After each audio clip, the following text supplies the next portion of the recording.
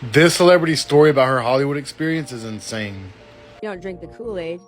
You don't drink the gold juice. So I was offered the gold juice 3 times in my 20s, my 30s, and What's my that? 40s. Pee? A lot of golden showers in The Burbank. gold juice that I will live forever and I'll have whatever I want. The gold juice. You never offered the gold juice? No, I'm a scumbag comic. What's the gold juice? I don't know, but I didn't drink it and I didn't want it. And Is this in I a? noticed when all the girls, certain girls on Orange, changed. Yeah, it's a real thing. It's like a real thing. Like, it's all a real thing. And it's scary because they send, like, people after you and they can, like, kind of moonlight as, like, a friend or, you know, and they're wolf in sheep's clothing.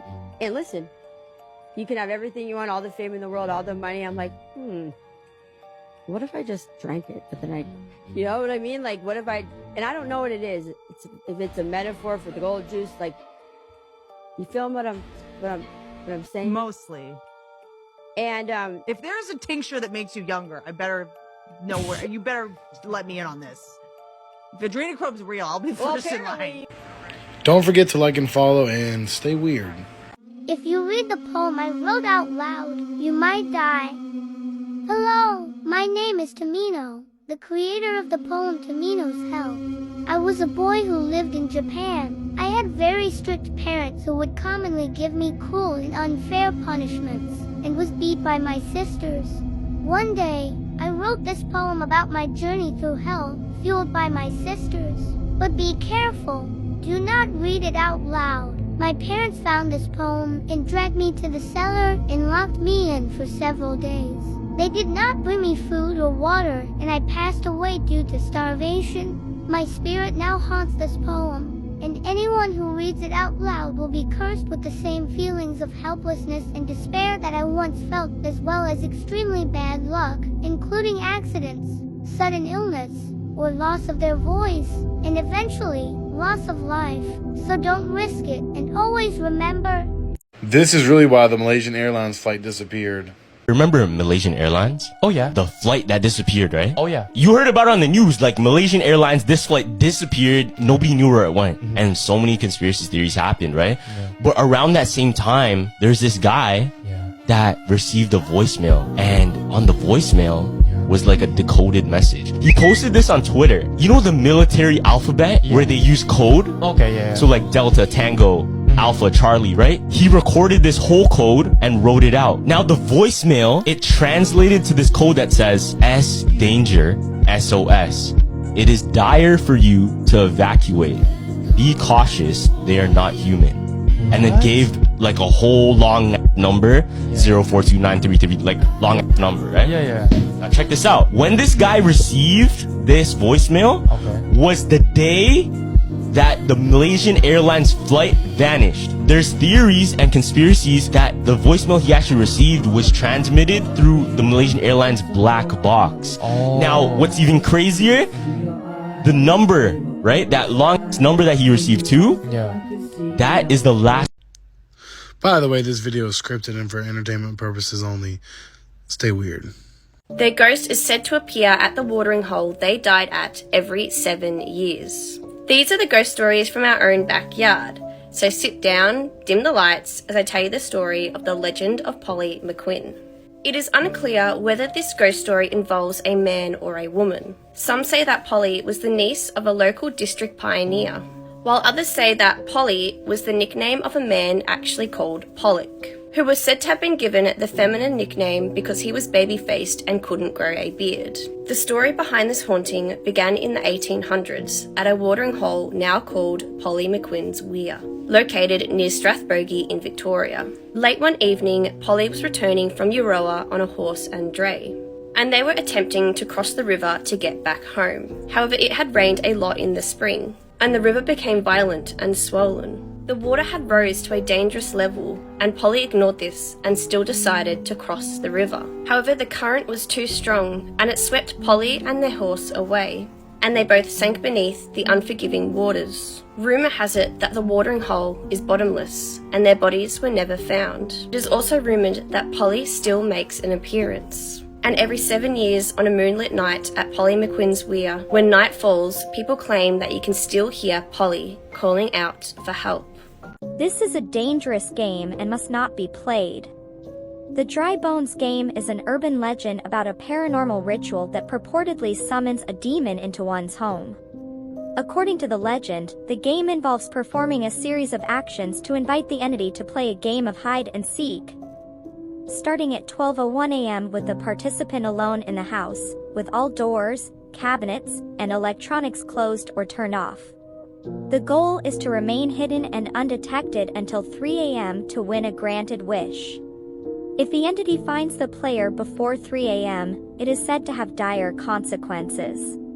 It's similar in nature to other supernatural games like Hitori Kakurenbo or The Midnight Game. A final warning, wishes that cause harm can carry a heavy cost. Making such a deal could have consequences beyond the game, and the entity might not consider the game's completion as sufficient payment. You should only play this game once. Inviting the entity to leave doesn't guarantee it won't return. He cannot harm you unless you play this game again. This is the worst cartel execution video that nobody talks about explained. The video that I'm about to explain might be one of the hardest watches, and I don't recommend searching for it. The video is about 2.5 minutes long, and it's shot in the middle of the night. You see a naked man lying on the ground with his hands tied behind his back, and he also has a chain around his neck. The victim is surrounded by 2 cartel members, and the torture and the execution begins immediately. One of the cartel members is holding the victim's right leg to keep him still, and the other cartel member who is holding the knife takes the victim's left leg and begins cutting it at the knee. The victim screams in unimaginable pain, and in a matter of seconds, the victim's left leg at the knee is dismembered. And it's obvious the man doing the dismemberment has done this before. He then takes the severed leg and begins beating the victim with it. He hits him over and over again with his own leg until he moves on to the right leg, where he does the same exact process. He then cuts off the victim's right leg at the knee and begins beating him with it. And the victim during this whole process is completely conscious and aware of everything.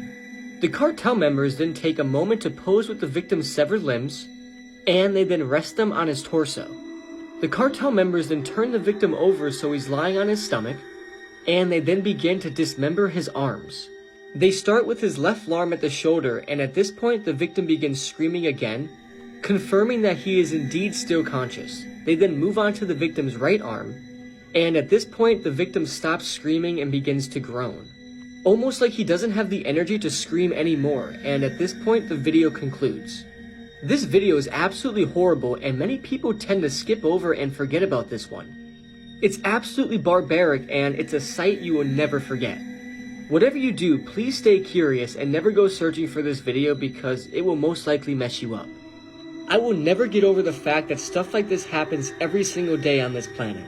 There's something called the Pickering Dungeon. Oh, I heard about this. Yeah, I heard about this. For all you guys that didn't know, I think it was in 2010, right? A PK security guard was going around, and I think it was on concession. So Yeah. you know that street where it's like all dark? Yeah, right? yeah, In yeah. middle of nowhere, right? They seen a BMW in front of like a farmhouse, right? So they're like, okay, this is pretty sketchy, but I'm gonna leave it, right? I think a year after, when contractors were about to break it down, they go in there, and in the garage, they see like a door, right?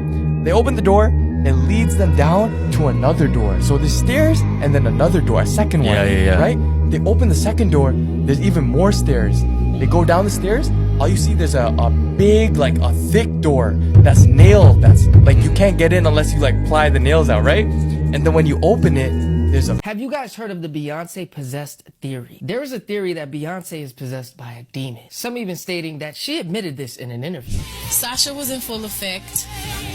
Sasha is my alter ego. There is also a video of Beyonce performing, where people believe that the demon actually revealed itself.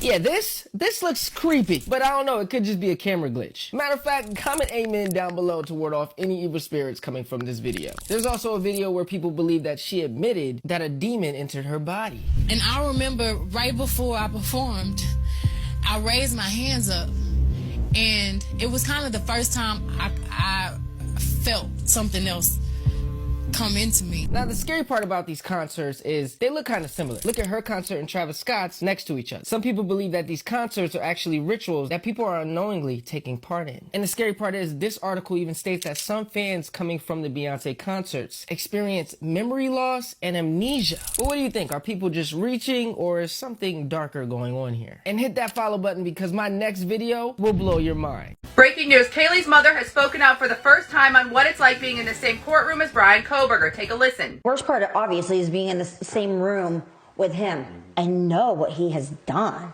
It makes me sick that he sits there in his suit, and he sits there and taps his hands, and you're just sitting there, and he, you know, sits there and rocks back and forth in the chair, and I'm thinking, why is he sitting in a big old judge chair and all dressed up in a fresh haircut? And I've looked it up, never seen another murderer or whatever he is convicted up to this point of a case, not in handcuffs, not in shackles, one or the other or both, and in orange.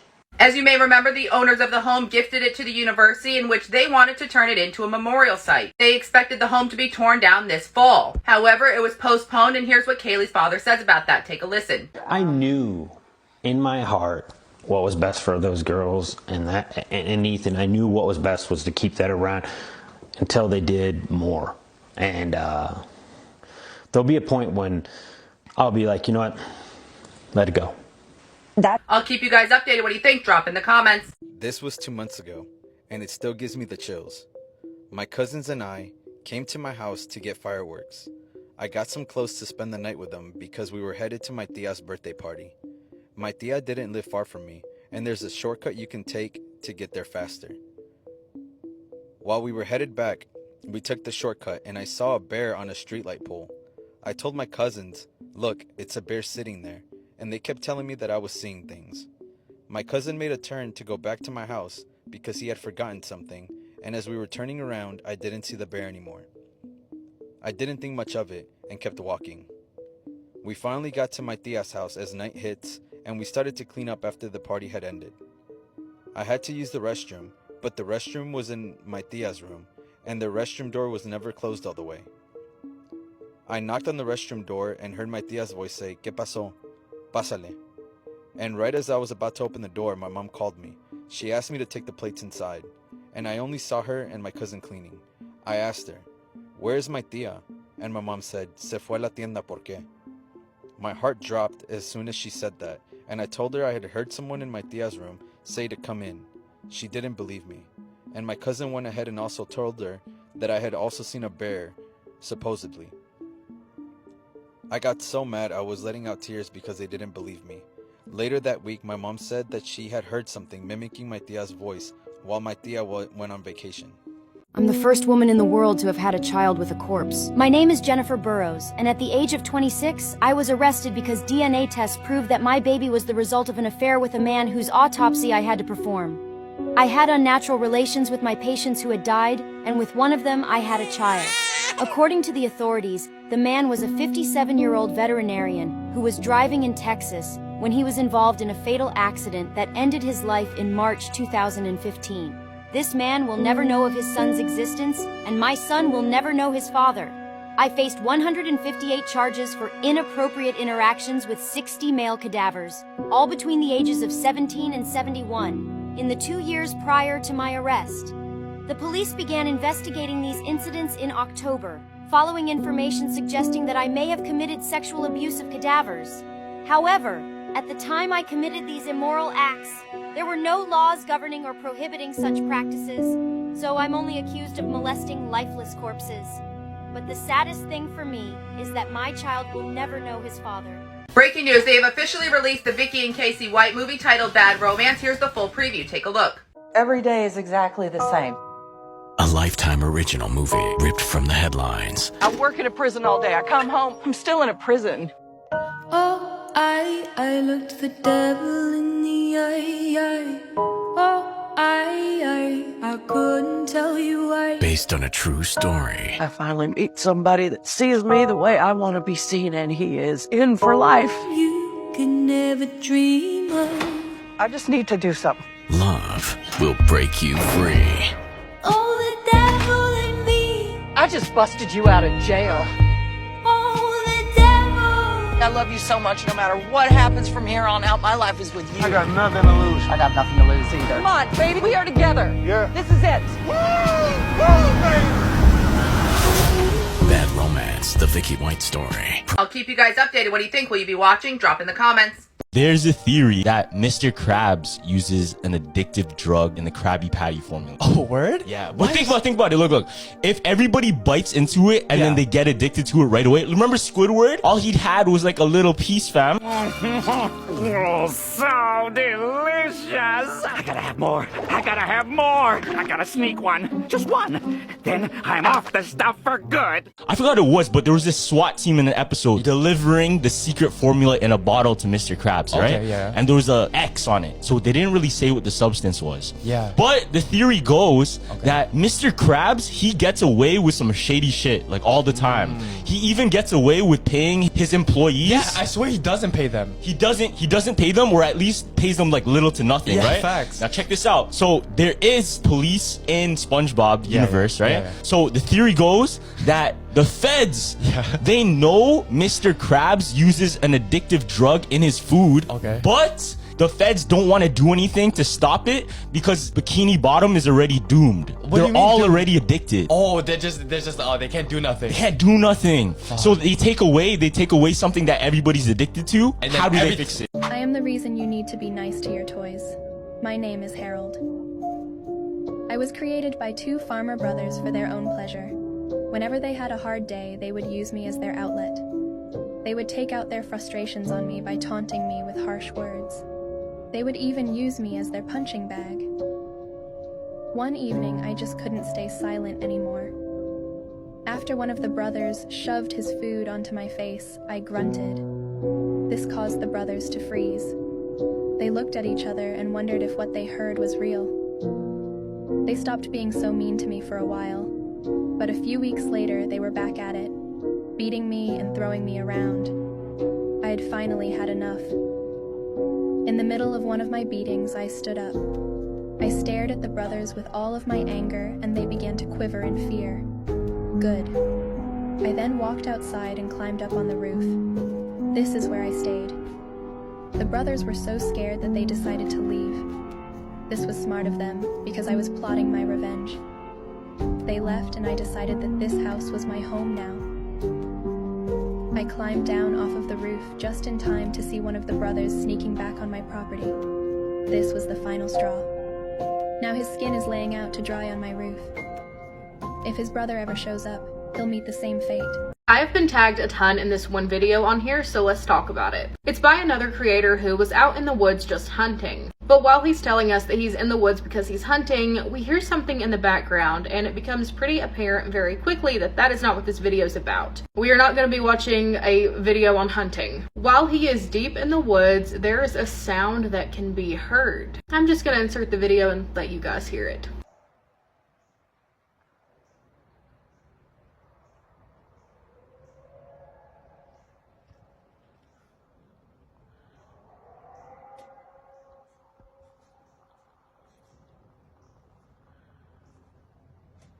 I'm seeing a lot of people say that that might be Bigfoot. I don't know. I really don't know much about Bigfoot, which is wild considering where I live. But it seems like a lot of people who do know a lot about Bigfoot think that this may be Bigfoot. I don't know. I don't know what kind of animals are lurking around the woods there. But then again, as someone who's been in nature a lot, I've never heard an animal make quite that noise. What do you guys think? When they brought it to interview, look closely. On the footage, you can see the doll is rocking. Nobody touching it. There's nobody touching it. Just on live, this is live television. Look, it's rocking by itself. And no one saw it? Look, everybody saw it. Everybody saw it. And then, so the producers of the show were like, who's messing around? Don't be messing. Who is that? Who is it? Who's messing with it, right? And nobody had an answer. Like, yo, none of us are doing anything. Yeah. Like, it's moving on its own. Now, a ghost hunter, right? A spiritual investigator went to go take the doll. And he said ever since he took it, he got the same experience from the guy where he would wake up with scratches on his leg, scratches on his body. Now, the location of the doll today is a mystery. Nobody knows. Nobody knows where it is? Nobody knows where the doll is right now. And the rumor is that you might find it at your local thrift store. No way.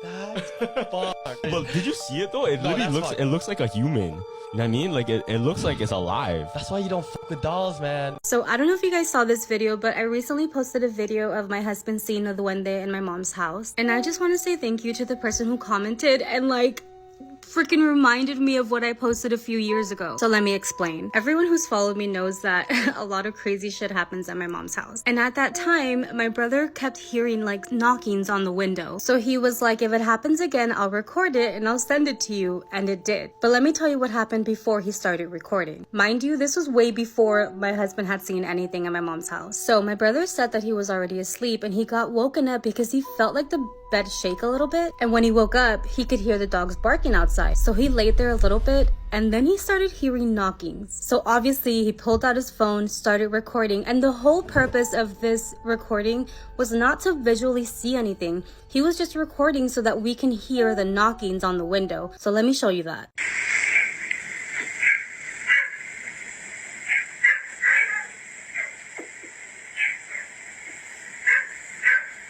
So again, he recorded that video so that we can hear the knocking and not necessarily see anything in that video. Like the flash wasn't even on, he just wanted us to hear the knockings on the window. So I posted that, and then a lot of us got curious, including myself, and I started playing with the video because I thought I saw something in the window. And just for reference, this is what the window looks like, and my brother's bed is right here. And this is what the window looks like at night, so you can clearly see outside with nothing like in the way of the window. So let me now show you the same video of the knocking, but I brightened it up so you can see the window.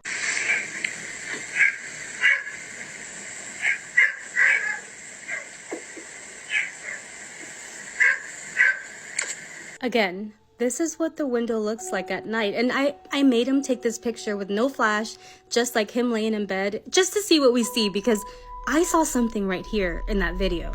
So at the time, I did take a screenshot, and you can clearly see something like inside of the window, not even outside. And it kind of looks like a little person. Obviously, I asked him before I even told him there was something there. I was like, do you have stuffed animals? Do you have a pillow in a weird shape? And he was like, no. And honestly, I already knew that because I've never seen a stuffed animal in his room. And at the time, a lot of people also played with the video and claimed to see like a hand moving when we hear the knocking. I almost want to ask my husband if that's what he saw, but like, oh, I'm scared. Should we ask him? No, because I feel like if I ask him, he says yes. He's like, what if he feels like he has to say yes or something? Or like, you guys are gonna think I told him to say yes. I don't know. Let me know if we should ask him. But like, I can see like 2 legs, maybe an arm. It just looks it reminds me of Leprechaun, but like smaller. I don't know if this is like confirmed, but like it just makes when people see duendes in my mom's house more real. And honestly, I'm just thankful that I had never seen a duende at my mom's house. I probably wouldn't be able to go back. Growing up there, yes, you would hear weird stuff, but thankfully I'd never seen one at our house. Anyway, what do you guys think? Let me know. And to the people who are probably screaming at me to get my big ass head out of the way so they can see the freaking video, I had to take a screenshot because I don't have the original, but let me play it again and I'll get out of the way. But I'm pretty sure years ago Letty will be in the way too.